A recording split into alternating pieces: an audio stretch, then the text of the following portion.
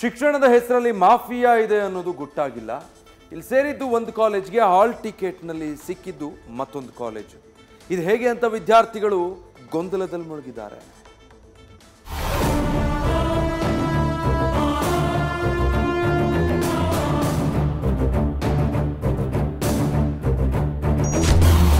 Education ಹಣವಿದ್ರೆ ಸಾಕು, ನೀವು ಹೇಳಿದ ಕಡೆನೆ ಮಾರ್ಕ್ಸ್ ಕಾರ್ಡ್ ಬಂದ್ ಬೀಳೋ ಈ ಕಾಲದಲ್ಲಿ ಓದೋರಿಗೆ ಬೆಲೆ ಎಲ್ಲಿದೆ ಅನ್ನೋ ಮಾತುಗಳು ಆಗಾಗ ಕೇಳ್ತಾ ಇರ್ತೀವಿ. ದುಡ್ಡು ಕಟ್ಟಿದ್ರೆ ಒಳ್ಳೆಯ ಶಿಕ್ಷಣ ಸಿಗುತ್ತೆ ಅಂತ ಲಕ್ಷಗಟ್ಟಲೆ ಫೀಸ್ ಕಟ್ಟಿದ್ರು ವಿದ್ಯಾರ್ಥಿಯೊಬ್ಬಳು ಈಗ ಎಜುಕೇಶನ್ ಅನ್ನೇ ಬಿಡಬೇಕಾದ ಪರಿಸ್ಥಿತಿ ಎದುರಾಗಿದೆ. ಶಾಂತಿನಗರದ ಕಾಂಗ್ರೆಸ್ ಶಾಸಕ ಹ್ಯಾರಿಸ್ ಒಡೆತನದ ಸಂಸ್ಥೆ ವಿರುದ್ಧ ವಿದ್ಯಾರ್ಥಿನಿಯೊಬ್ಬಳು ಸೀಟ್ ಮಾಫಿಯಾ ಆರೋಪ ಮಾಡಿದ್ದಾಳೆ.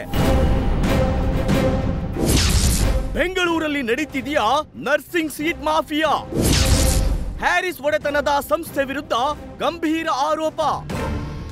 ಎನ್ಎ ಹ್ಯಾರಿಸ್ ಕಾಂಗ್ರೆಸ್ ಶಾಸಕ, ನಲ್ಪಾಡ್ ಗ್ರೂಪ್ ಆಫ್ ಇನ್ಸ್ಟಿಟ್ಯೂಟ್ನ ಮಾಲೀಕ. ಇವರ ಒಡೆತನದ ಕಾಲೇಜು ವಿರುದ್ಧ ಈಗ ಕೇಳಿ ಬಂದಿರೋದು ಸೀಟ್ ಮಾಫಿಯಾ ಆರೋಪ. ದಿಯಾ ಕಾಲೇಜ್ ಆಫ್ ನರ್ಸಿಂಗ್ ಕಾಲೇಜ್ಗೆ ಕೇರಳ ಮೂಲದ ವಿದ್ಯಾರ್ಥಿನಿ ವರ್ಷ ಅಡ್ಮಿಷನ್ ಆಗಿದ್ಲು.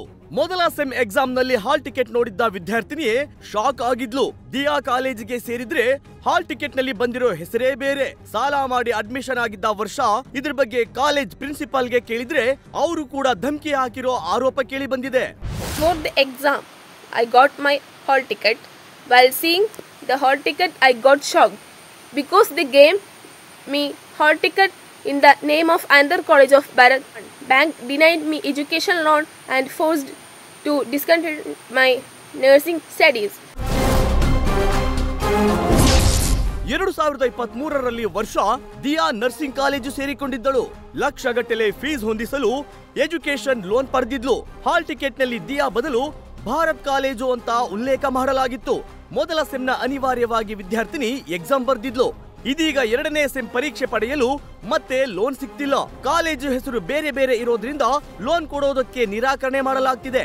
ಹೀಗಾಗಿ ಲಕ್ಷ ಫೀಸ್ ಕಟ್ಟಲು ಆಗದೆ ಶೈಕ್ಷಣಿಕ ಜೀವನ ಮೊಟಕು ಮಾಡೋ ಸಾಧ್ಯತೆ ಎದುರಾಗಿದೆ. ಅಲ್ಲೇ ಕಂಟಿನ್ಯೂ ಮಾಡಬೇಕು. ಒಂದು ವೇಳೆ ಡಿಸ್ಕಂಟಿನ್ಯೂ ಮಾಡಿದ್ರು ಒರಿಜಿನಲ್ ಡಾಕ್ಯುಮೆಂಟ್ಸ್ ಬೇಕಂದ್ರೆ 4 ವರ್ಷದ ಫೀಸ್ ಕಟ್ಟಬೇಕು. ಇಂಥದ್ದೆಲ್ಲ ಡಿಮಾಂಡ್ ಇಟ್ಕೊಂಡು ಮಕ್ಕಳಿಗೆ ಅನ್ಯಾಯ ಮಾಡ್ತಾ ಇದ್ದಾರೆ. ಒಂದ್ಸಲಿ ಟಾರ್ಚರ್ ಕೊಡ್ತಾ ಇದ್ದಾರೆ. ಲಕ್ಷಗಟ್ಟಲೆ ಫೀಸ್ ಕಟ್ಟಿದ್ರು ದಿಯಾ ಕಾಲೇಜು ಹೆಸರು ಬದಲು ಭಾರತ್ ಕಾಲೇಜು ಅಂತ ಹಾಲ್ ಟಿಕೆಟ್ ನಲ್ಲಿ ಹೆಸರು ಬಂದಿದ್ದಾದ್ರೂ ಯಾಕೆ ಅನ್ನೋ ಪ್ರಶ್ನೆ ಈಗ ನರ್ಸಿಂಗ್ ಸೀಟ್ ಮಾಫಿಯಾ ಕಡೆ ಬೆರಳು ತೋರಿಸುವಂತಾಗಿದೆ.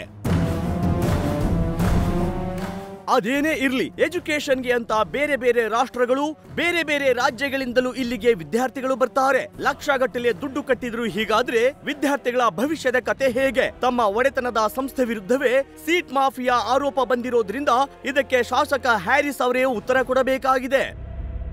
ಪ್ರಗತಿ Shetty, News First, Bengaluru. News First ನಿರ್ಭೀತಿಯಿಂದ ನಿಮ್ಮ ಪರವಾಗಿ.